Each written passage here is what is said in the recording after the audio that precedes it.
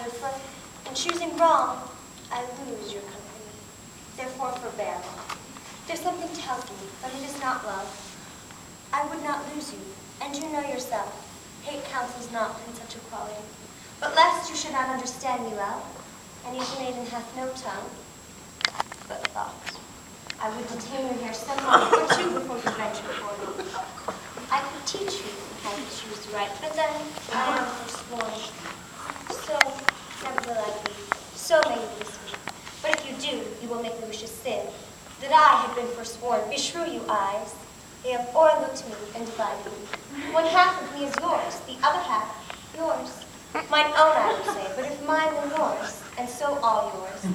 Oh, these naughty times put bars between the owners and their rights. Prove it so, let fortune go to hell for it, not I. I speak too long, but 'tis to appease the time, to eke it, and to draw it out in length, to stay you from election. Let me choose, for as I am, I live upon the rack. Upon the rack, Sasanio, then confess what treason there is mingled with your love. None but the ugly treason of mistrust, which makes me fear the enjoyment of my love. There may as well be amity in life, between fire and snow as treason and my love. Aye, but I fear you speak upon the rack, where men enforced you speak anything.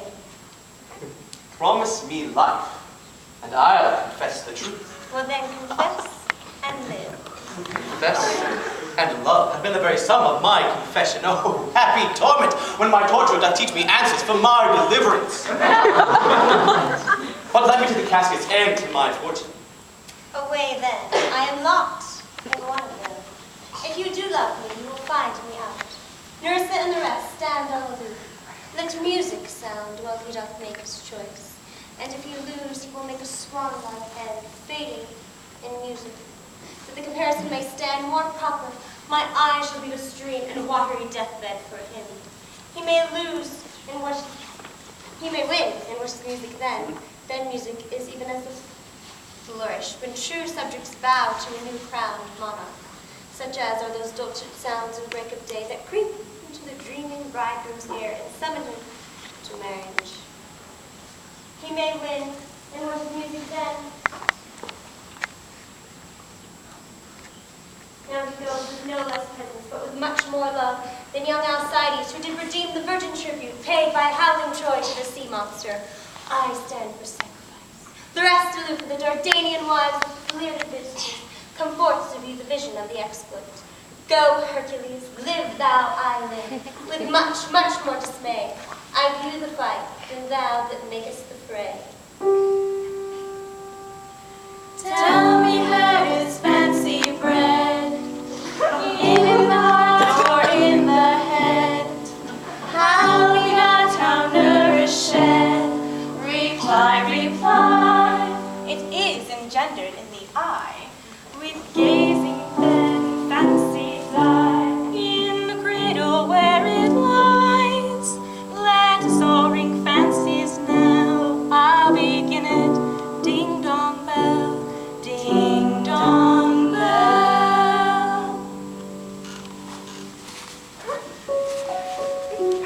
So may the outward shows be least themselves, the world still deceived with ornament.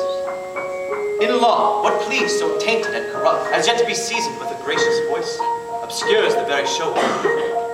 In religion, what damned error but some sober brow will bless it and approve it with a text, hiding its grossness with fair ornament.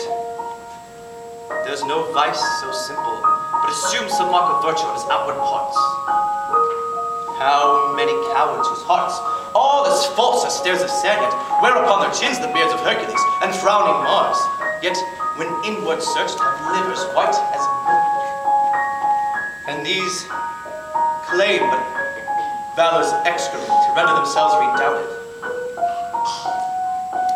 Look on beauty, and you shall see 'tis purchased by the weight which therein lies a miracle in nature, making them lightest that wear most of it.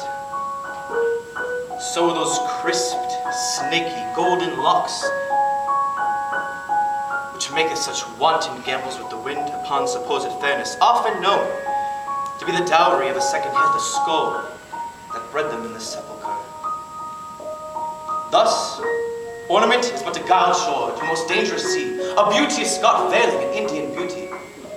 In a word, the seeming truth which cunning times put on to entrap the wisest. Therefore, thou gaudy gold hard for Midas, I will none of thee. Nor none of thee, thou pale and common drudge between man and man. But thou meager lead, which rather threatenest than promise aught.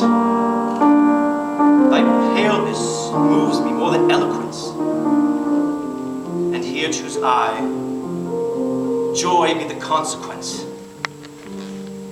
Help all other passions fade to air, doubt and thought, and rash embrace despair, and shuddering fear and green-eyed jealousy, O love, be mine. Allay thy ecstasy, in measure rain thy joy, scant the success.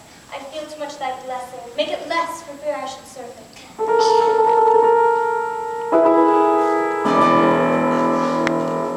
Find I here fair Portia's counterfeit. What demigod hath come so near creation? Move these eyes, or running on the balls of mine seem they in motion. Here are severed lips, parted with sweet sugar breath, so sweet and far should sunder such sweet friends. In her hairs, the painter hath played, the spider hath woven a golden mesh to entrap the hearts of men. But her eyes, how could he see to do them? Having made one, methinks it should have power to steal both his and leave the other unfurnished. Yet look how far the substance of my praise doth wrong this shadow in underprizing it. So far the shadow doth limp behind the substance. Here's the scroll, the continent and summary of my fortune.